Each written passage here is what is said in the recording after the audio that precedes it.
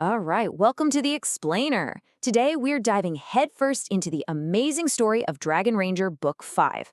I mean, this book has it all, right? Ancient prophecies, friendships that are falling apart, and a literal battle for the soul of the universe.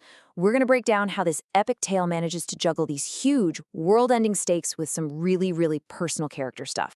Okay, so here's our game plan. We'll start with the lore, the echoes of war, then get into fractured friendships, a blade of regret, the big gods and rivals showdown, and wrap it all up with the light of honesty. Let's get into it. First up, the echoes of war. You know, to really get why our heroes do what they do, we've got to understand the world they live in. And trust me, it's a world that's been seriously scarred by a war from long ago. So, the Dragon War, it's not just some story in a history book. It's more like a fresh wound that's never really healed. You've got this ultimate evil, a dark dragon named Armageddon, who gets defeated. Great, right? Well, not exactly. The price for that victory was steep. It cost the dragons everything, their entire species. And that huge sacrifice just hangs over everything, constantly reminding you just how high the stakes really are. But, in all that darkness, there's this one glimmer of hope, the legend of the Dragonheart.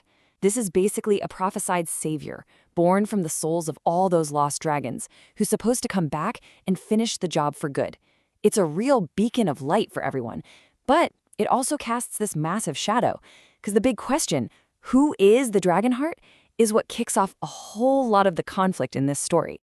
Okay, so we've got the world-ending stakes all set up. Now let's zoom way in, from the epic to the personal, and talk about the characters who are trying to survive all this, specifically the fractured friendships that are really the beating heart of this whole book. And right away, we're just dropped straight into Arisa's emotional chaos. She is absolutely drowning in regret over some awful things she said to her best friend, Aurora. And this isn't just some passing feeling, This guilt is a huge deal. It's what sends her on this desperate mission to try and make things right. But it's not going to be that easy because Shin is dealing with his own serious pain. When he says this to Arasa, wow, you can just feel it. This isn't just anger. He feels like he's been completely wiped from her memory, like he never mattered. It creates this huge, painful gap between them. Now, what's so wild is how fast this whole emotional dynamic just flips on its head. Look at this. At the beginning of the episode, Shin's all like, I don't care, she's in my past. Meanwhile, Irasa is just consumed by guilt. But then, one simple act of kindness. Shin just shares his lunch with her because she's starving, and bam! Everything changes. It really goes to show, even when you've got gods and demons running around, sometimes the smallest, most human moments are the ones that matter most. All right, so all this internal emotional stuff, it's about to explode into a massive external conflict. And the trigger for all of it is a single legendary weapon. This is where Derek lets us in on a huge secret, the Dragon Blade. For his family, this thing is both their greatest shame and maybe their only shot at redemption. See, it's not just some super powerful sword, it's literally made from misplaced dragon energy. It's powerful enough to kill Armageddon for sure, but it's also soaked in his evil. Talk about a double-edged sword, right? And yeah, you can't just pick this thing up. Unsealing it is a whole big, dangerous ritual. You need three things: the blood of a specific family line, an insane amount of power from Dragnarok, and a will of iron. So this isn't just unlocking a cool new power-up. It's a choice with some seriously scary consequences. And when I say scary consequences, I mean this. Rhys just spells it out, plain and simple. If Derek goes through with this, unseals the sword, and uses it to kill him, it's not just the end for Rhys, it's the end for everyone. The ultimate extinction. I mean, the stakes just went from personal to literally universal. So, of course, despite that terrifying warning, the blade gets unsealed. And what happens next is a battle that goes way beyond a physical fight. This isn't just two rivals anymore. No, this is a clash of gods, with the fate of everything hanging in the balance. And yeah, the absolute worst-case scenario happens immediately. The second that blade is free, Armageddon's spirit just takes over Darak. The weapon that was supposed to save everyone is now being used to destroy them. It's just heartbreaking. One minute they're friends and rivals, and the next they're forced to try and kill each other. But just when you think it's all over, the tide turns. First, Shin jumps in and saves Rhys with this incredible technique. That act of friendship then triggers Rhys to transform into the Golden Drakengard. And seeing this, seeing his friend's faith in him, allows Darg to actually break free from Armageddon's control. He then unites with his own power to become Darg Arukna.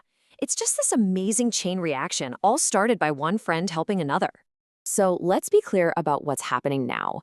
This isn't a fight between two kids anymore, not even close. We're watching a full-on clash of titans. Rhys becomes this avatar of divine justice, the Golden Drakengard, and Darg becomes a literal spirit of flame, Darg Arukna. The metaphysics of this world are on full display. And you know what's funny? The villain, Armageddon himself, basically just screams the main theme of the book right at them. He's totally baffled by this generation. He's like, what is wrong with you people? He can't understand it. Their power doesn't come from just themselves. It comes from their belief in something greater than themselves, each other. Okay, so after that absolutely epic battle, the story does something brilliant. It brings everything right back down to its emotional core. The huge, flashy fight for the universe might be done for now, but maybe the most important battle is just getting started. The one for the truth. And the setting for this final confrontation is just perfect. It's this place called the Forest of Awakening. It's not a real forest. It's more of a metaphysical space that basically shows you what's in your heart. If you're honest, you see brilliant light. If you're deceitful, you get darkness and nightmares. I mean, you couldn't ask for a better place for a huge secret to finally come out. And this is it. This is the question that's been hanging over everything for Erasa. Is Shin the boy from her past? She's been picking up on all these little clues and slip-ups, and she just can't shake the feeling, the hope, really, that this person she's grown to care about is the same friend she thought she lost all those years ago. And then we get the answer. Right there in that forest where you can't lie, Shin tells her, I survived Erasa. I'm Zero. It's the moment we've all been waiting for. Just an incredible emotional payoff that brings everything full circle for both of them. You know, this confession is so much more than just solving a mystery. It's about healing. It finally lets Erasa know that her feelings for Shin aren't a betrayal of her old friend Zero, because they're the same person. It proves their connection is real, built on both their past and their present. And that really leaves us with something to think about, doesn't it?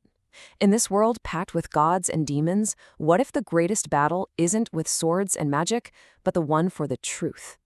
This story really seems to argue that, yeah, epic fights can shake the heavens, but it's those small, terrifying moments of honesty that actually have the power to change everything.